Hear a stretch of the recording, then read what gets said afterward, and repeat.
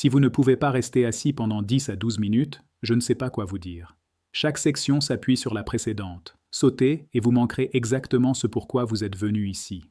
Maintenant, lors de la dernière vidéo, je vous ai dit de surveiller l'écart. Je vous ai dit que l'argent Kinesis se négociait près de 100, l'hyperliquide à 96, l'or PXG à 5400, tout cela alors que le spot occidental fermait vendredi à 93 sur l'argent et 5278 sur l'or.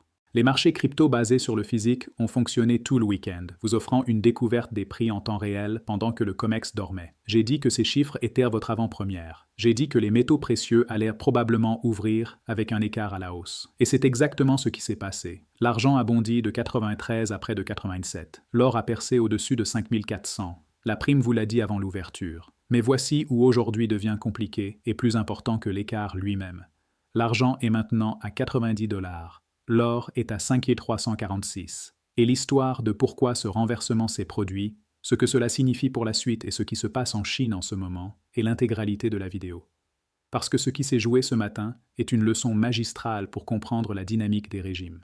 Qui mène? Qui traîne? Et pourquoi le marché se comporte de manière qui n'ont pas de sens en surface, à moins de comprendre ce qui le motive réellement. Alors, commençons par la Chine. Parce que, alors que les marchés américains se préparaient à ouvrir, la Chine était déjà dans une frénésie d'achat d'or physique à grande échelle. La plus grande plateforme de commerce électronique de Chine a ajusté les prix de l'or à l'équivalent de 5 574 l'once ce matin. C'est déjà stupéfiant. Mais ensuite, l'offre physique a commencé à s'épuiser. Les principaux magasins d'or physique à travers la Chine ont complètement arrêté de vendre des lingots d'or d'investissement. Ils ne proposent plus que des lingots d'or artisanaux, des pièces décoratives à l'équivalent de 63,29 par once. Laissez ce chiffre reposer une seconde. 6 329. Le spot occidental est à 5 346 au moment où j'enregistre ceci.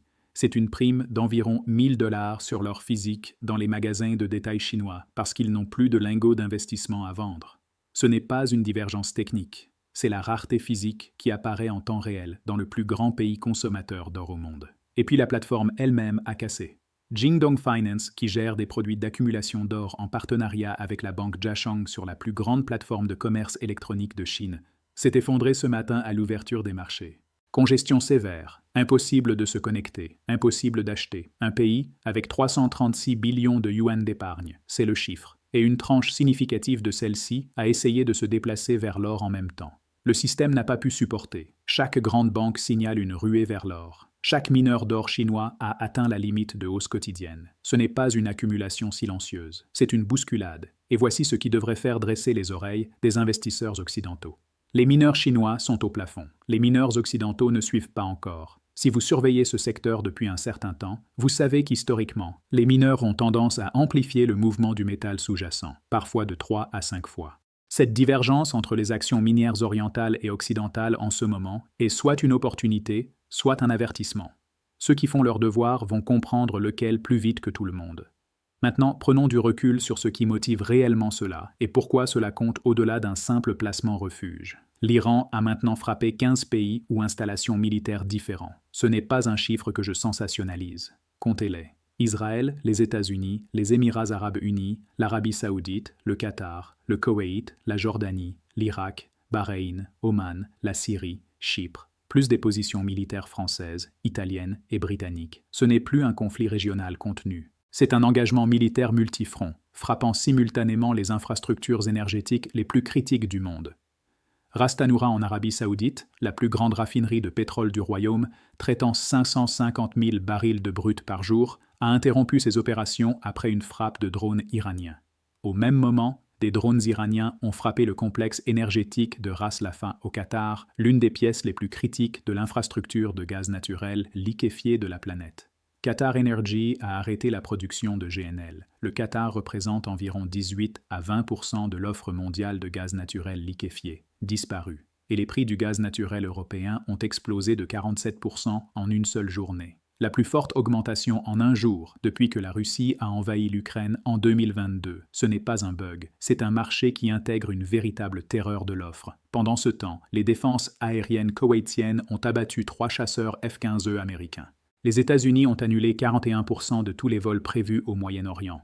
Et Trump a dit publiquement, et je n'éditorialise pas ici, c'est direct. Nous n'avons même pas commencé. Le gros arrive bientôt.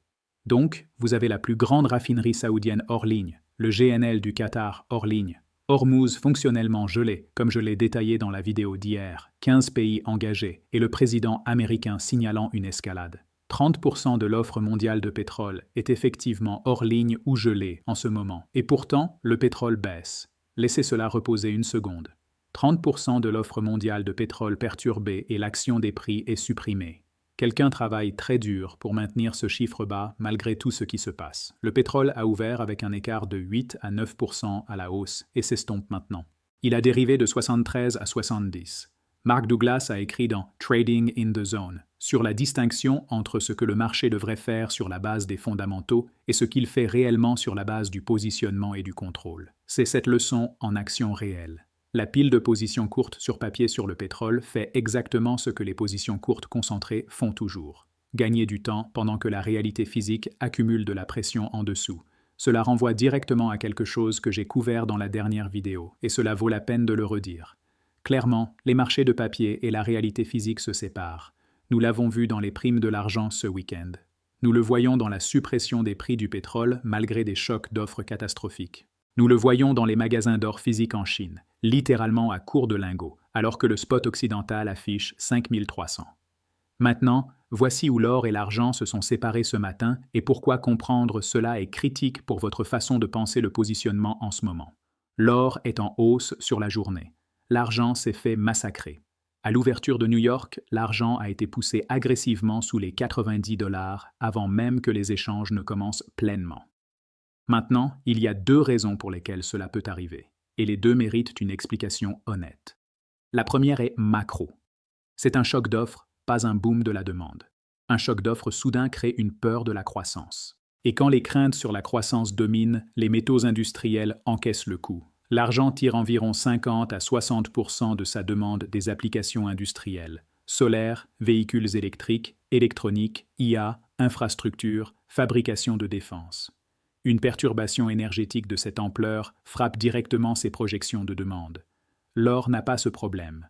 L'or est purement monétaire. Aucune usine n'en a besoin. Aucun panneau solaire ne le nécessite. Donc, dans ce régime, l'or mène et l'argent traîne. Cette partie est classique. La deuxième raison est moins confortable à aborder, mais tout aussi réelle. Une chute de près de 8% depuis les sommets, concentrés juste avant l'ouverture de New York. C'est de la macro, avec une main sur la balance. Et voici l'autre chose. Les marchés ont l'habitude de faire exactement le contraire de ce que la foule attend. Quand l'argent a clôturé à 94, tout le monde criait à la lune. Sentiment haussier maximum. Rappelez-vous, j'en ai parlé. Quand nous clôturons à 94, maintenant tout le monde pense que nous allons vers des sommets historiques le lendemain. Et j'ai parlé de la façon dont le sentiment change quand nous montons de 5 à 10% et quand nous baissons de 5 à 10%. Et qu'arrive-t-il quand le sentiment culmine ainsi? Vous obtenez exactement ce que nous avons vu aujourd'hui. Un nettoyage de 5 à 10% qui secoue chaque entrée tardive, réinitialise la conviction de la foule et laisse ceux qui n'ont pas compris le positionnement se demander ce qui a mal tourné.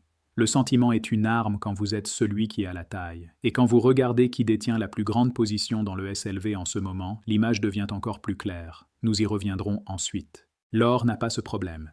L'or est purement monétaire. Dans un régime de choc de croissance, l'ordre est l'or d'abord, puis l'argent, puis le platine, puis le cuivre. Plus le métal est industriel, plus il peine jusqu'à ce que l'incertitude sur la croissance s'estompe.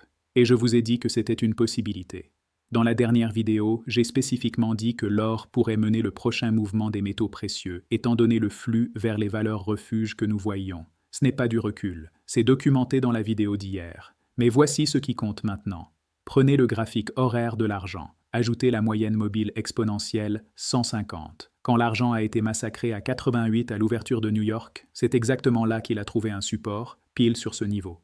Il a depuis rebondi à 90. Ce niveau est critique. Si l'argent perd l'EMA 150 en horaire et ne parvient pas à la reconquérir, s'il ne tient pas ici, le prix peut aller à 84,9 et en dessous. C'est un chiffre qui va secouer beaucoup de mains faibles qui sont arrivées en attendant une ligne droite vers 100. L'argent spot de Shanghai est à 102 en ce moment. Le spot occidental à 90. C'est une prime de 12 $, toujours intacte même après le massacre occidental. Les contrats à terme de Shanghai sont à 105. La prime a survécu à l'attaque de l'ouverture de New York. Cela compte. La demande physique en Asie n'a pas scié. Le prix papier a baissé en Occident et la prime entre l'Est et l'Ouest est restée globalement stable, ce qui vous indique où se trouve la vraie conviction. Maintenant, parlons de quelque chose qui devrait inquiéter quiconque observe l'action des prix de l'argent aujourd'hui. L'or est en hausse sur la journée. L'argent a chuté de près de 8% depuis ses sommets. J'ai déjà expliqué le régime de choc de croissance. Exposition industrielle, peur de l'offre, l'or mène en premier. Cette partie est classique et attendue. Mais une chute de 7% depuis les sommets, ce n'est pas seulement de la macro. Cela sent le positionnement, les jeux de liquidité, les mains lourdes. Savez-vous qui est le plus grand détenteur de SLV en ce moment? Jane Street, une position de 1,3 milliard de dollars. J'ai couvert cela en détail dans plusieurs vidéos récentes. Si vous êtes nouveau ici, retournez regarder celle-là d'abord. L'analyse complète s'y trouve. Mais voici ce qui compte dans le contexte d'aujourd'hui. Ne confondez pas taille et direction. Il ne s'agit pas de savoir si Jane Street est haussier ou baissier sur l'argent.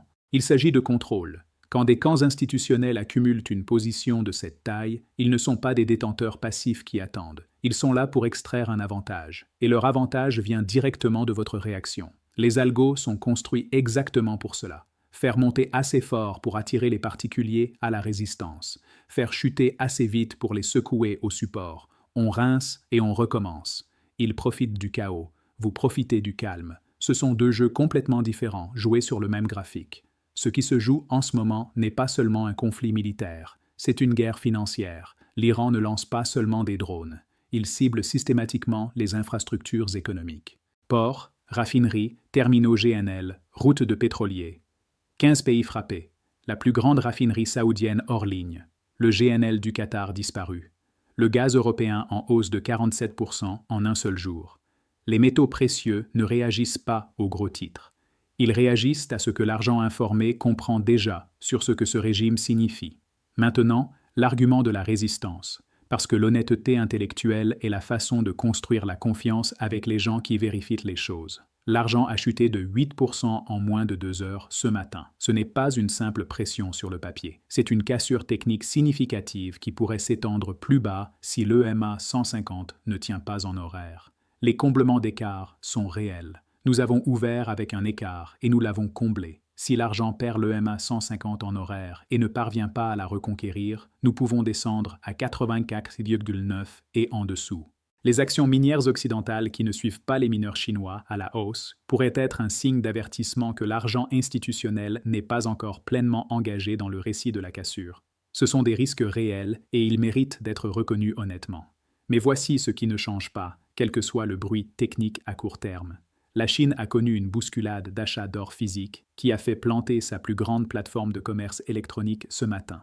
Les magasins physiques sont en rupture de lingots d'investissement. 336 billions de yuan d'épargne cherchent une réserve de valeur et l'or est l'endroit vers lequel ils pointent. La prime de Shanghai est toujours de 12 $ sur l'argent et l'or physique dans le commerce de détail chinois est à 1000 $ au-dessus du spot occidental. Le GNL du Qatar et la plus grande raffinerie d'Arabie Saoudite sont hors ligne simultanément. Le déficit structurel de l'argent, 10 clôtures mensuelles vertes consécutives avant cette semaine, n'a pas changé. Et la question non résolue, qui plane surtout en ce moment, l'argent institutionnel informé c'est-il quelque chose que nous ignorons? Le pétrole est supprimé malgré 30% de l'offre hors ligne. L'argent est massacré avant l'ouverture de New York. Ces choses n'arrivent pas au hasard. La situation au Moyen-Orient évolue rapidement et je publierai des données au fur et à mesure entre les vidéos. Ne me croyez pas sur parole. Croyez les données. Investissez avec logique, pas avec le battage médiatique.